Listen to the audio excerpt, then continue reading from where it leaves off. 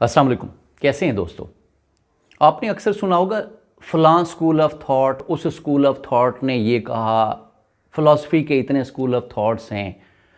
तो आज जो हम डिस्कस करने लगे हैं और जो हमने समझने की कोशिश करनी है वो है कि ये स्कूल ऑफ थॉट क्या होता है। फ़िलासफ़ी के बारे में हम पहले कई वीडियोस के अंदर डिस्कस कर चुके हैं। आज हमने फ़िलासफ़ी के जो मुख्तलिफ़ स्कूल ऑफ थॉट्स हैं उनका एक ओवरव्यू लेना है। यानी एजुकेशनल फ़िलासफ़ी की मैं बात कर रहा हूँ कि उसमें कौन कौन से स्कूल ऑफ थॉट्स हैं और उनके फाउंडर्स कौन कौन से हैं और उसका जो मेन एक आइडिया है वो मैंने देना है, क्योंकि इसके ऊपर मेरी कंप्रीहेंसिव वीडियोस कुछ आ चुकी हैं। जैसे आइडियलिज़म, नेचुरलिज़म के ऊपर आपने मेरी वीडियो ज़रूर देखी होगी, अगर नहीं देखी तो ज़रूर उसको देखिएगा, बड़ी इंटरेस्टिंग है। आज जो एजुकेशन की फ़िलासफ़ीज़ हैं उनको हम डिस्कस करने लगे हैं मुख्तसरन, लेकिन इसके बाद जो एजुकेशनल फ़िलासफ़ीज़ को हमने बड़ी कंप्रीहेंसिव तरीके से करना है। तो चलते हैं वीडियो में आगे। सबसे पहले स्कूल ऑफ थॉट क्या होता है।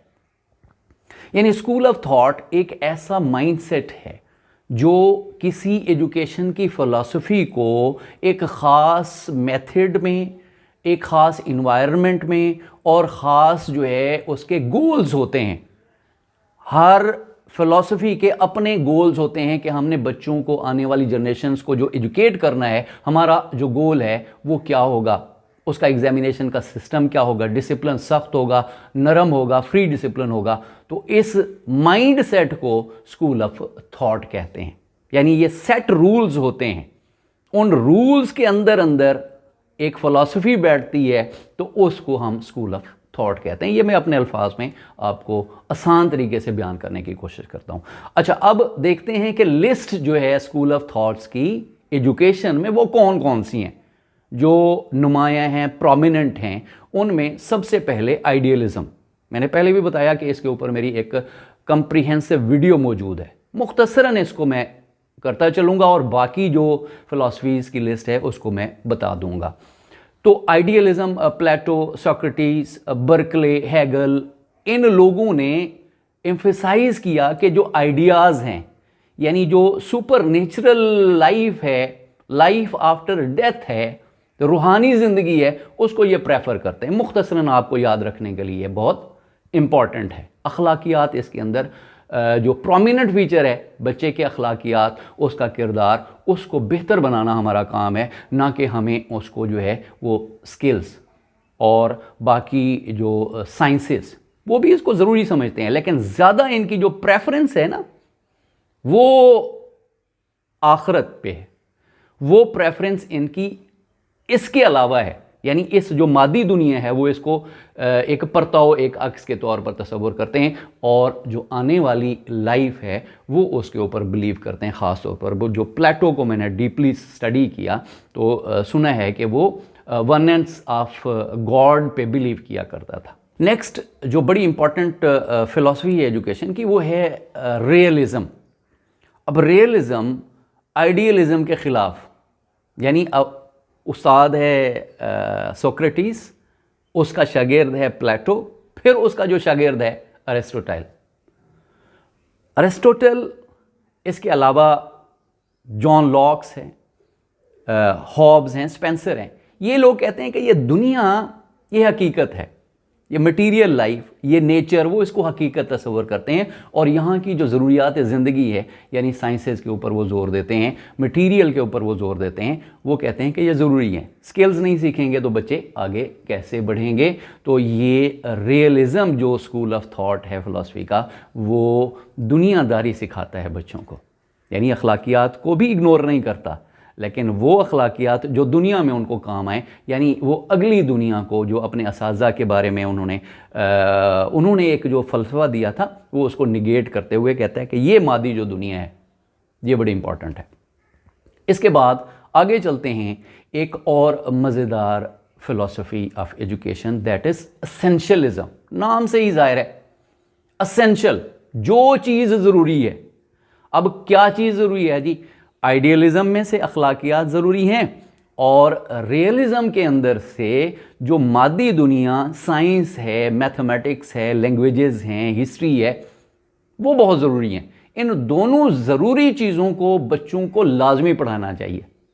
तो आजकल जो हमारा मोस्ट ऑफ द करिकुलम है वो इन्हीं ज़रूरी चीज़ों के ऊपर मबनी होता है। यानी एशियन जो कंट्रीज़ हैं उसमें मैं कह सकता हूँ कि जो चीज़ ज़रूरत बनी, ये रशिया से चली थी ये मूवमेंट कि जो चीज़ें असेंशियल हैं, और फिर अमेरिका ने इसको अडॉप्ट किया। अब हम क्योंकि उस फेज़ के अंदर हैं तो हम असेंशियलिस्ट हैं ज़्यादातर, कि जो चीज़ ज़रूरी है वो बच्चों को लाजमी करवाई जाए। हमारे जो असेंशियल जो सब्जेक्ट्स होते हैं जिनको हम लाजमी करवाते हैं, मतलब बेसिक साइंस भी आनी चाहिए, मैथमेटिक्स आनी चाहिए, उनको लैंग्वेजेस आनी चाहिए, जो न्यू ट्रेंड्स हैं जो ज़रूरी हैं उसके पीछे भी हम पड़ जाते हैं। तो ये असेंशियलिज़म है एजुकेशन फील्ड के अंदर, उस स्कूल ऑफ थॉट के अंदर।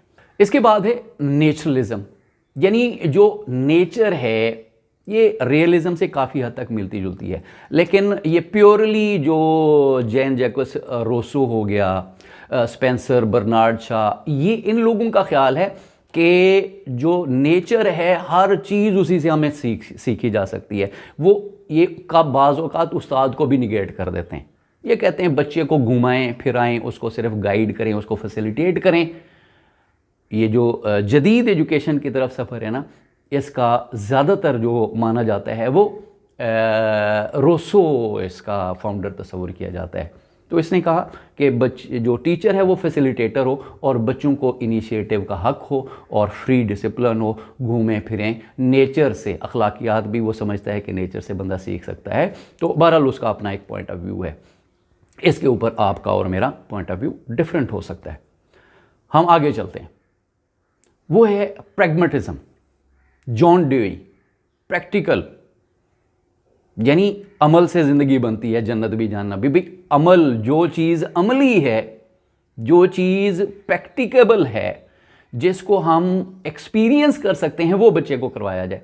और जो इस दुनिया के अंदर मतलब प्योर जो है ये मटीरियलिज्म की तरफ चला गया, जॉन डेवी, किलपैट्रिक, जेम्स और पर्स स्टैनले हॉल, ये सारे वो लोग हैं जिन्होंने कहा कि जी जो चीज़ों का फ़ायदा आपको दुनिया में होता है और वो प्रैक्टिकल हैं, मतलब आपने सोशल साइंसेस पढ़ानी है तो बच्चों को प्रैक्टिकली उनको अखलाकियात सिखाएं, प्रैक्टिकली उनको जो है ना वो इंडस्ट्री का चक्कर लगवाएं, प्रैक्टिकली उनसे काम करवाएं कि पोल्यूशन कम हो, बजाय इसको कि थियोरेटिकली, यानी थेरी के बहुत ज़्यादा ये खिलाफ है। लेकिन वो थेरी जो प्रैक्टिकल लाइफ में काम आती है और बच्चे जिसको एक्सपीरियंस कर सकते हैं वो लाजमी पढ़ाई जाए।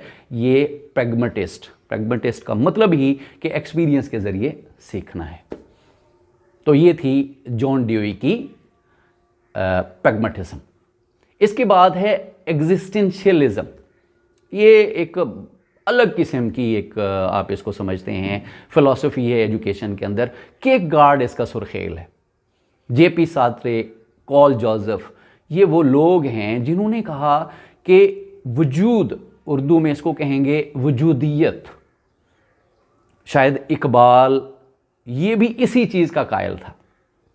तो ये लोग चाहते थे कि बच्चे का जो वजूद है, उसका जो अंदर है, वो उसको एक्सप्लोर करे, बजाय इसके कि वो दुनिया को एक्सप्लोर करे। वो अपने आप को, अपनी शनाख्त करे, अपने आप को पहचाने कि उसकी जो फैकल्टीज़ हैं, उसके जो इंटरेस्ट हैं, उसका जो एप्टीट्यूड है, उसके मुताबिक उसको आगे लेके जाना चाहिए, उसके अंदर इतना कॉन्फिडेंस हो। अच्छा, इसमें जो एक चीज़ समझने वाली है ना, वो ये है कि बच्चा रिस्पॉन्सिबल हो कि ये जो मैंने किया है ये मेरा मसला है। दूसरों के ऊपर जब वो ब्लेम गेम लगाता है तो इसका मतलब है हमारी एजुकेशन का फ्लॉ है। वो अपनी वजूद को तस्लीम नहीं करवाता और अपनी गलती को गलती तसव्वुर नहीं करता और अपनी कामयाबी को जो है वो सिर्फ तसव्वुर करता है। तो इसमें जो रिस्पॉन्सिबिलिटी है वो मैं कीवर्ड यूज़ कर रहा हूँ। तो रिस्पॉन्सिबल पर्सन और रिस्पॉन्सिबल शहरी बनाना इनका एक मकसद था। एक और थेरी है प्रोग्रेसिविज़म, जो 20वीं सदी में शुरू की गई, और ये प्रोग्रेसिव एजुकेशन की तरफ एक ये प्रैग्मेटिज्म, अगर प्रैग्मेटिज्म और प्रोग्रेसिविज़म को बाज़ औक़ात कन्फ्लिक्ट करना शुरू, उसका जो फाउंडर है वो भी जॉन डेवी है, इसके फाउंडर्स में भी जॉन डेवी शामिल है। लेकिन इसमें स्लाइड सा डिफरेंस है। जो प्रोग्रेसिव एजुकेशन है वो कहती है कि बच्चे को बहुत ज़्यादा लिबर्टी देनी चाहिए, उसको यानी वो करिकुलम खुद से वो कहे और वो जो कुछ पढ़ना चाहे, यानी जो करिकुलम के जो ऑब्जेक्टिव्स हैं वो भी वही डिफाइन करे। बच्चे के पास बेइंतहा लिबर्टी को ये प्रोग्रेसिव एजुकेशन जो है ना, इसीलिए अमेरिका के अंदर यानी सैकड़ों की तादाद में, जो जदीद ममालिक हैं, सैकड़ों की तादाद में आप जो है सेकेंडरी लेवल तक देख सकते हैं कि वहाँ पर सब्जेक्ट्स का ऑप्शन होता है, ताकि बच्चे लिबर्टी फील करें कि मैंने ये चीज़ अडॉप्ट करनी है और ये चीज़ मैंने रखनी है। बिल्कुल लिबर्टी है, फ्रीली मूवमेंट कर सकते हैं। तो इसके अंदर जो फ्री डिसिप्लिन है वो मेन कंटेंट याद रखने के लिए, ये प्रोग्रेसिव एजुकेशन। प्रैग्मेटिज्म के अंदर ये था कि प्रैक्टिकली चीज़ें लाजमी एक्सपीरियंस के ज़रिए जो है ना वो बच्चों को चीज़ें सीखनी चाहिए। लेकिन जो प्रोग्रेसिव एजुकेशन है इसमें फ्री डिसिप्लिन है, फ्री विल है, फ्री करिकुलम है, और जो बच्चा चाहता है तालीम उसके इर्द गिर्द घूमना शुरू हो जाती है। इसमें स्लाइड सा डिफरेंस आपको समझ लगा होगा। इसके बाद एक और है रिकंस्ट्रक्शनिज्म। एक मूवमेंट चली कि मतलब एक मुल्क है, उसका जो सोशल साइंसेज है वो पढ़ाई जाएंगी दूसरे एक दुश्मन मुल्क के खिलाफ, और जो दूसरा मुल्क है वो जिसका मैंने पहले जिक्र किया वो उसके खिलाफ अपनी जो है एजुकेशन की बुनियादें रखेगा।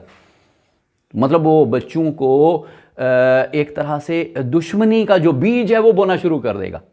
तो रिकंस्ट्रक्शनिस्ट ने, जिसके अंदर थियोडोर ब्रैम्बल्ड था, जॉर्ज कांट था, इन्होंने कहा कि यार हमें रिकंस्ट्रक्शन करनी चाहिए, एक न्यू वर्ल्ड ऑर्डर बनाना चाहिए करिकुलम और एजुकेशन के ज़रिए, जो पूरी दुनिया को यूनिवर्सल सोसाइटी बना दे, एक ग्लोबल विलेज बना दे, ताकि हमें म्यूचुअल रिस्पेक्ट पता हो, हमें एक दूसरे के मज़ाहिब और एक दूसरे की जो सिटीज़नशिप है उसको रिस्पेक्ट मिले। तो हमें करिकुलम ऐसा रिकंस्ट्रक्ट करना चाहिए जो आपस में हमें करीब लेके जोड़ने की कोशिश करे। तो हमारी एजुकेशन का मेन मकसद उनके मुताबिक, जॉर्ज कांट और थियोडोर ब्रैम्बल्ड के मुताबिक, ये होना चाहिए। इसके बाद एक और थ्योरी है तो बहुत पुरानी, वो है प्रीनियलिज्म।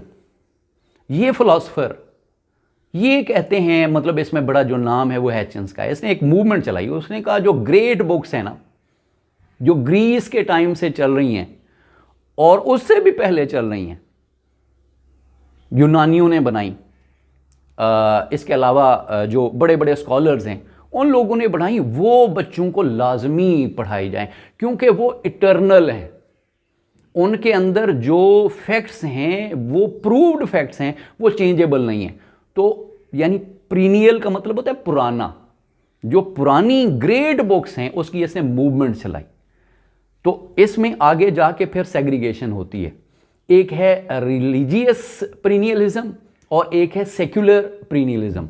जो रिलीजियस प्रीनियलिज्म है वो अपनी जो इल्हामी किताबें हैं, जो डिवाइन बुक्स हैं, वो उनको तसव्वुर करते हैं कि ये इटर्नल हैं, इनके अंदर जो कुछ लिखा हुआ है वो इंसानों की फलाह के लिए, बेहतरी के लिए लाजमी है और वो लाजमी पढ़ाई जाएं। तो ये प्रीनियलिज्म स्कूल ऑफ थॉट है। जो सेक्युलर है वो मतलब वो कहेंगे प्लेटो को पढ़ लें जनाब, उसके बाद रोसो की इमाइल को पढ़ रहे हैं। इसके अलावा बड़ी बड़ी जो बुक्स दुनिया के अंदर आई और जिनका डाटा प्रूव्ड है, उनको बच्चों को लाजमी पढ़ाना चाहिए। ये था perennialism school of thought in philosophy.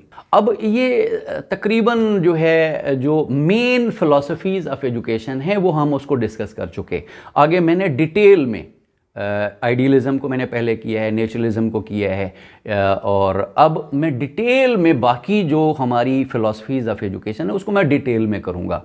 तो उम्मीद है कि आपको ये वीडियो, इसको ये मैंने आसान अल्फाज का इस्तेमाल किया कि इसका आपको ओवरव्यू, सारे स्कूल ऑफ थॉट्स का ओवरव्यू मिल जाए, और आपकी जो जिस मकसद के लिए भी आप वीडियो देख रहे हैं वो उस मकसद को, उस गोल को आप अचीव कर सकें। उम्मीद यही रखता हूँ कि आपको ये वीडियो इंटरेस्टिंग लगी होगी। चैनल पे नए हैं तो इसको लाजमी सब्सक्राइब कीजिएगा। Thank you very much.